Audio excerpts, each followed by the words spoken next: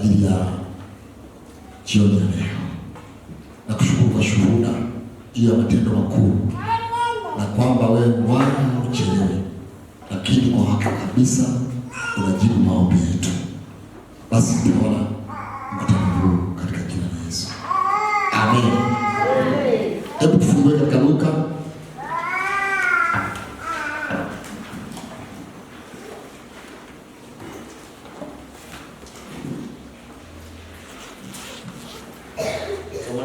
kushinda ulimwengu wa roho.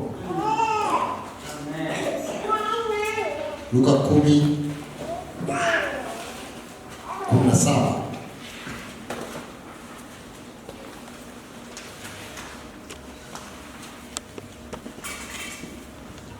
Ndipo mstari wa 17. Ndipo wale 70 waliporudi kwa furaha wakisema, Bwana, hata pepo walitutii kwa jina lako. Akawaambia, na nimeona shetani akianguka kutoka mbinguni kama umeme. Tazama, nimewapa amri ya kukanyaga nyoka na nge na nguvu zote za yule adui, wala hakuna kitakacho wadhuru. Lakini msifurahi kwa vile pepo wanavyotii, bali furahini sababu majina yenu yameandikwa mbinguni.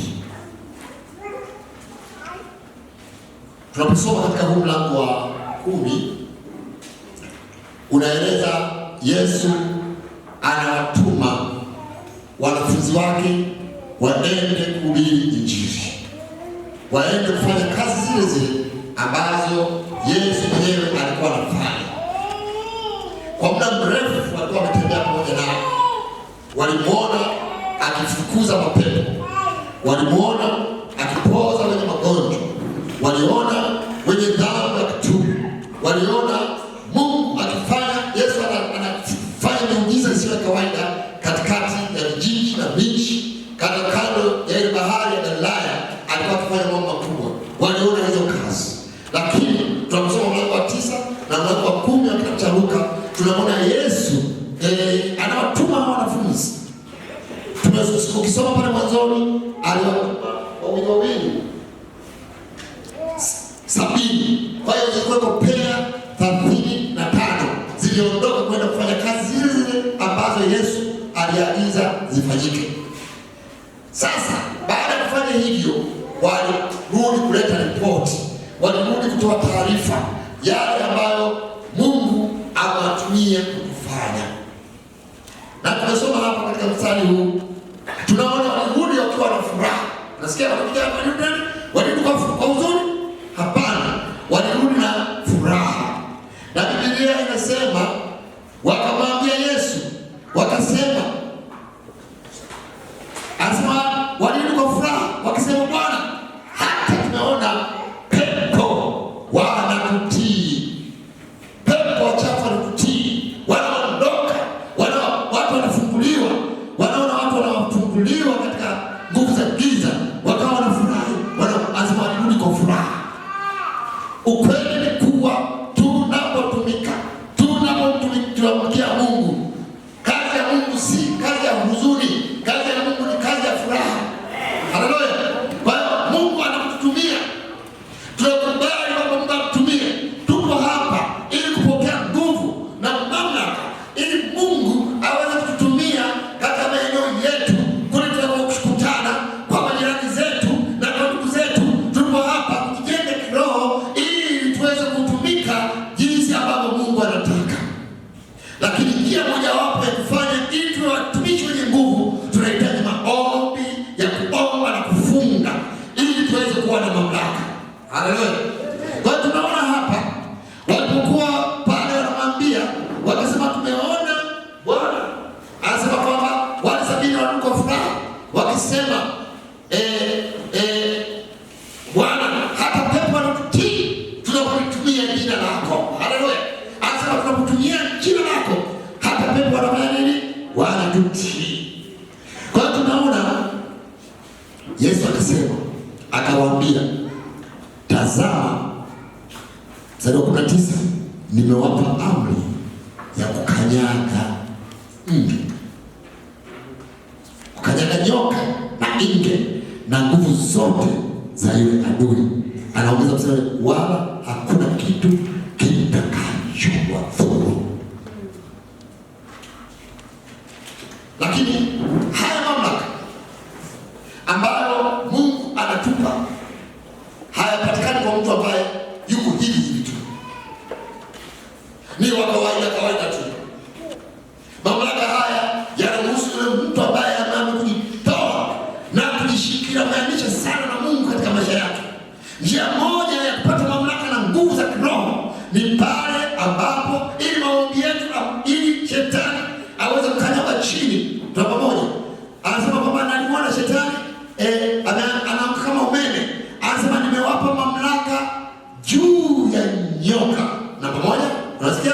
Ametupa mamlaka juu ya nyoka, juu ya inge na juu ya pepo.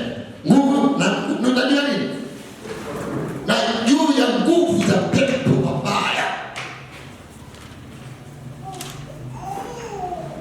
Kwa hiyo tuna mamlaka ambayo Mungu ametupa.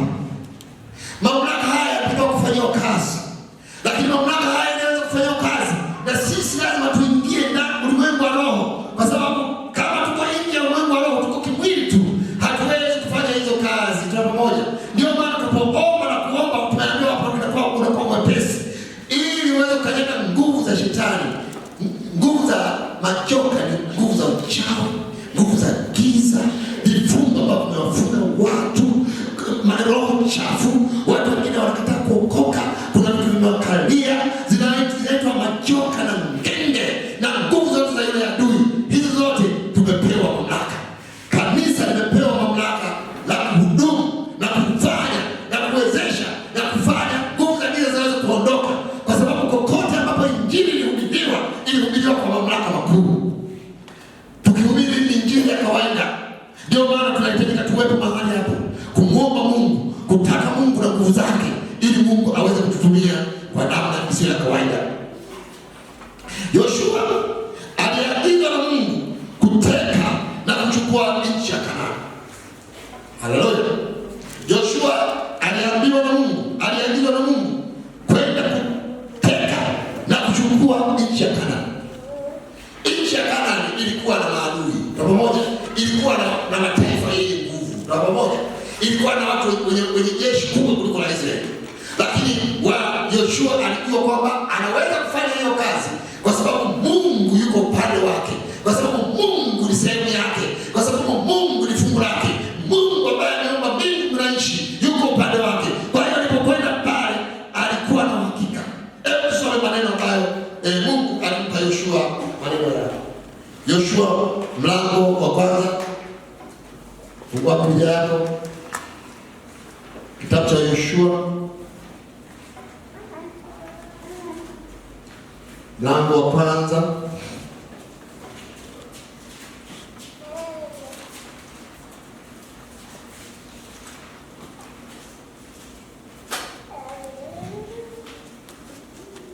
Nasoma kuanzia mstari wa 2. Neno la Mungu linasema hivi. Labda tuanze pale mwanzo. Ikawa baada ya kufa kwake Musa, mtumishi wa Bwana, Bwana akamwambia Yoshua mwana wa Nuni, mtumishi wa Musa, akasema, Musa mtumishi wangu amekufa. Haya basi, ondoka, vuka mto huu wa Yordani, wewe na hawa watu, mkaende nchi niwapayo wana wa Israeli. Kila mahali zitakapokanyaga nyayo za miguu yenu nimewapa ninyi, kama nilivyomwapia Musa, tangu jangwa hili na mlima huu Lebanoni mpaka ule mto mkubwa, mto Frati, nchi yote Wahiti, tena mpaka bahari ile kubwa upande wa machweo ya jua. Hapo ndipo patakuwa mpaka wewe. Mstari wa 5, hapatakuwa mtu yeyote atakayeweza kusimama mbele yako siku zote za maisha yako, kama nilivyokuwa pamoja na Musa, ndivyo nitakapokuwa pamoja na wewe wala kukuacha. Uwe hodari na moyo wa ushujaa, maana ni wewe utakayewarithisha watu hawa nchi hii niliyowapia baba zao, ya kwamba nitawapa. Kwa hiyo tunaona baada ya kufa Musa, Mungu anamuongoza Yoshua kama kiongozi ili waende kuteka na kuchukua nchi ambayo Mungu alikuwa amemwapia Abraham. Kwa hiyo wanaondoka, walihitaji kiongozi, lakini walihitaji maneno ya kuwatia moyo kwamba inawezekana kuchukua nchi. Pamoja Mungu anazungumza na kiongozi, anampa siri, anamwambia popote hapa mtakuwa, mtakapokwenda kukanyaga nitakuwa nimewapa. Pamoja. Kwa hiyo katika vita ya kiroho haishi ahadi za Mungu na kukiri ahadi za Mungu. Kuna nafasi ya kusema kwamba wapi ambao Mungu ametupa. Je, maono yako ni nini? Je, maono ya kanisa ni nini? Je, tunadilika na hali hii tuliyo nayo? Mungu anamwambia Yoshua mahali ambapo utakanyaga. Kwa hiyo nchi ile walikuwa wametumwa wapelelezi, walikanyaga ile nchi. Pamoja. Na sasa anasema kwamba mtaondoka, mtakanyaga. Baada ya mtupokanyaga, hapo nitakuwa nimewapa. Kwa hiyo uwezo wa kuteka na kuchukua. Nataka nizungumze neno la imani kwa ajili ya kanisa hili. Tunataka tukanyage mahali. Haleluya. Mahali ambapo Mungu ametupa. Hebu tumwamini Mungu kwamba nimekanyaga mahali hapa.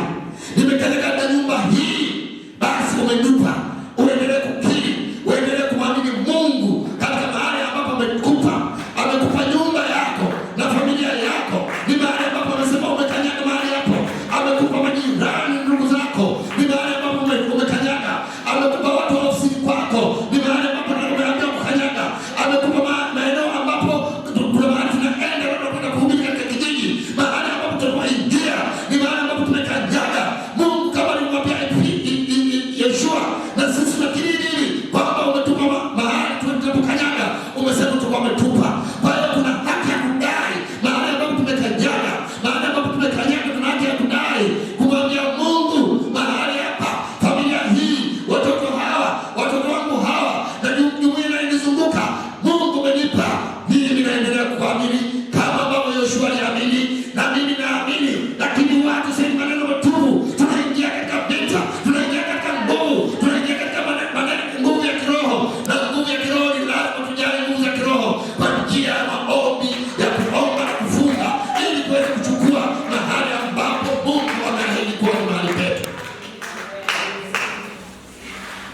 Haleluya. Kwa hiyo tunaona anasema nitakupa kila mahali ambapo wale wako utakanyaga. Kwa hiyo popote ambapo walikanyaga ndipo Mungu aliwapa. Imani ni kuamini kwamba hapa nilipokanyaga. Haleluya. Ile jua, ile mchana, ile usiku, hapa nilipokanyaga na hapa nilipoamini, pale ambapo moyo wangu unashawishiwa. Hebu sema pale ambapo moyo wangu unashawishiwa. Mahali ambapo moyo wangu umekuni mzigo kwamba hii inawezekana. Inawezekana sasa jambo hilo hulioni, lakini kama nimeingia ndani ya moyo wako na umeniamini na ulikubali, hebu endelea kuwa nalo. Umwambie kwamba nimekanyaga, nimekubali kuwa wewe utakuwa pamoja na mimi. Kwa hiyo ukisimama katika nafasi yako, Mungu ni mwaminifu. Hebu sema Mungu ni mwaminifu. Tunamhubiri Mungu ambaye ni mwaminifu. Tunamhubiri Mungu ambaye neno lake ni kweli. Tunamhubiri Mungu ambaye akisema hasemi uongo. Kama alivyokuwa mwaminifu kwa Yoshua, ndio mwaminifu kwetu. Kama alivyomwahidi Yoshua kama kwamba atakuwa pamoja naye, ni Mungu huyo huyo ambaye yuko pamoja na sisi. Haleluya. Si rahisi. Umekuja hapa, umeamua siku 21 kwamba itakuwa ibada ya kumtolea Mungu. Mungu hawezi kukuacha hivi. Hebu endelea. Haleluya. Inawezekana unasikia ugumu katika moyo wako, lakini hebu chukua neno la Mungu. Anasema usiogope. Anasema niko pamoja na mimi. Umesikia maneno yanayozungumza? Anasema kwamba anasema mstari wa 5, anasema kwamba kila mahali zitakapokanyaga nyayo zako na za miguu yako nimewapa ninyi kama nilivyomwapia Musa. Mstari wa 5 anasema hapatakuwa mtu yeyote. Hebu sema hapatakuwa mtu yeyote. Iwe pepo, iwe nguvu za giza, yaani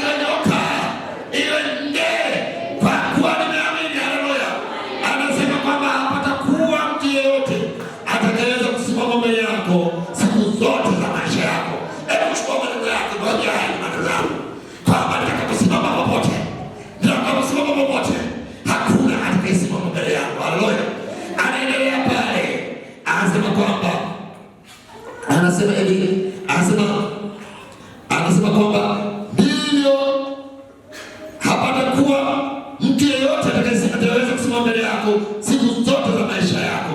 Maneno haya anaweza kusema mtu tu ambaye kila siku anadumisha mahusiano yake na Mungu, anatembea pamoja na Mungu, amejaza nguvu za kiroho, anaweza kusema maneno haya. Anasema kwamba kama nilivyokuwa pamoja na Musa ndivyo nitakuwa pamoja nawe. Anasema sitakupungukia wala sitakuacha. Mstari wa 6, uwe hodari na moyo wa ushujaa. Haleluya. Kwa hiyo Mungu anapenda kupanda roho ya uhodari ndani ya mioyo yetu. Kufanya kazi ya Mungu haiwahitaji watu wanyonge na watu wadhaifu, kwa sababu vita vya kiroho, vita vya kugeuza mazingira, haleluya, vita vya kugeuza hali ambayo imezoeleka, vita vya kugeuza maisha ambayo yamezoeleka, vita vya kugeuza watu ambao wamekataa, hawataki hata kusikia. Vita hivyo vinataka mtu mwenye moyo wa hodari. Tupo hapa kwa ajili ya kujengeka katika moyo wa hodari. Nilisema kama unapoendelea kuomba, utaomba tena, unaomba, utaomba tena, na jinsi unavyoendelea kujengeka, unaona Mungu anakujengea moyo wa hodari, kwa sababu ni Mungu ambaye anatenda kazi ndani yetu, kutenda mambo yote akitutumia, lakini akitutaka sisi kama vyombo ili aweze kufanya na kutimiza mapenzi yake. Anasema hivi, nitakuwa pamoja na wewe, uwe na hodari. Nchi ilichukuliwa si kwa maneno. Kuna hatua za kiroho zilifanyika kabla ya kuteka. Nasikia kabla ya kuteka nchi yote, kabla ya kuteka nchi yote ya Kanaani, kulikuwa na ngome. Kama mmoja kusema ngome, kulikuwa na vikwazo vikubwa vimesimama. Ulikuwa mji unaitwa Yeriko, ulisimama kama ngome iliyokutisha. Wale watu wa Israeli, Yoshua alikuwa anawaambia, Mungu ametuambia tutachukua mji huu. Wanasema hiyo ngome ya Yeriko ni kubwa mno. Wanasema ule ukuta wa Yeriko, mafarasi 6 walikuwa wanakwenda, wanaweza kukimbia juu yake. Ilikuwa ni mahali pakubwa penye uwezo na mamlaka. Hiyo ndio kazi ambayo alikuwa tunafanya, kuziangusha ngome. Ngome ni vitu ambavyo vimesimama kama kikwazo, kama kizuizi. Namba moja. Na ngome mara nyingi zinafanyika kwenye akili za watu. Namba moja, akili za watu zinazuiwa kama ngome kuweza kutambua kusudi la Mungu. Ngome hizi lazima ziangushwe. Tunapoenda kuwahubiri watu, wamejaa na ngome nyingi katika akili zao, fikra nyingi na mila nyingi na desturi nyingi ambazo zimekaa, ambazo hazimtii Kristo. Kazi yetu ni kuziangusha hizo ngome. Haleluya. Zile ngome lazima kwa maneno. Kwa siku 7 Yoshua na jeshi lake walizunguka ule mji pamoja. Haleluya. Walifanya nini? Walizunguka mji ule. Dalili hiyo ilikuwa na magemana kwa naomba. Haleluya. Siku ya kwanza, siku ya pili, siku ya 3, siku ya 4, siku ya 5, siku ya 6, siku ya 7. Siku ya 7 walizunguka mara 7. Baadaye walipiga kelele. Haleluya. Kama walipiga kelele hapo pamoja. Haleluya. Walipiga kelele kulitia jina la Bwana. Walipozunguka zile ngome. Nataka kuambia kuna matatizo mengine ambazo ni kama ngome. Hebu zizunguke mara 7. Haleluya. Hebu zizunguke jambo fulani unaona haliendi. Mambo hayaendi. Haleluya. Umefunga, umeomba, lakini unasema sasa nimeamua ninazunguka. Unajua katika ulimwengu wa roho, kila siku uwezo wa Yeriko ulikuwa unapomoja pamoja. Katika ulimwengu wewe unaanguka. Walipozunguka mara ya kwanza, uwezo wako unazunguka, lakini watu walikuwa wanaona kama bado mji umesimama. Lakini kwa imani ya Mungu na katika Roho Mtakatifu, ile miji ilikuwa inaendelea kushuka na kushuka na kushuka na kushuka. Haleluya. Siku walipozunguka, siku ngapi? Walipozunguka siku ya mwisho, walipopiga kelele, Yeriko ilianguka. Tupo hapa kuangusha ngome. Haleluya. Tupo hapa kuangusha Yeriko. Kuna Yeriko gani ambayo imesimama katika nyumba yako? Kuna Yeriko gani ambayo imesimama katika maisha yako? Hebu iangalie Yeriko ambayo unaiona imesimama kama ngome. Haleluya. Lakini sasa ndipo hapa mtu wa Mungu. Haleluya. Ambaye anaambia kwamba nisiogope, niwe na moyo wa ushujaa na hodari mengi. Ngome lazima zianguke. Haleluya. Haleluya. Ngome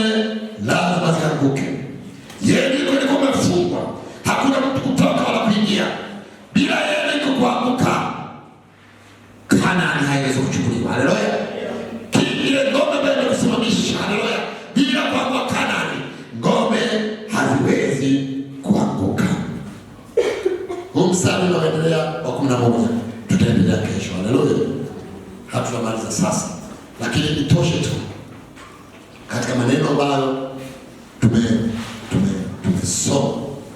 tumesoma neno la Mungu linatuambia kwamba Yesu anawapa mamlaka na wao wanasimama. Kwa hiyo hata sisi tunapoomba, Mungu anatupa mamlaka ya kupiga nyoka na nge na nguvu zote za adui. Haleluya! Na anasema hakuna kitu kinachoshinda, lakini uwezekano huu unawezekana tu tunapoingia katika hii nidhamu kubwa ya maombi. Inatusaidia kupata nguvu za kiroho, na tunapoenda kuomba imani yetu inakuwa nyingi zaidi, inakuwa na mamlaka ile imani ndogo